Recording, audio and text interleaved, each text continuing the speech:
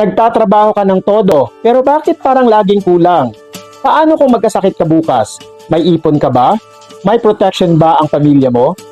Real talk, isang emergency lang, ubos lahat. Ipon, nagastos. Insurance, di priority. Investment, wala pa. Bakit ganito? Alam mo, hindi pera ang problema. System ang kulang. Kaya naman gumawa ako ng mini-series about the wealth building pyramid para tulungan kang mag-build ng financial life mo step by step.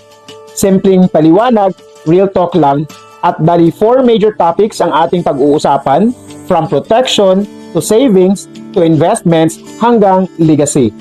Parang bahay yan, hindi pwedeng bubong agad. Dapat solid ang pundasyon. So anong level ka na ngayon? I-type mo sa comments kung anong level ka ngayon and follow for the full series. Share mo rin to sa mga friends mo gustong mag-level up sa pera. At kung gusto mong malaman kung saan ka dapat magsimula, message me. Let's build your wealth one step at a time. See you sa ating mga susunod na mga videos.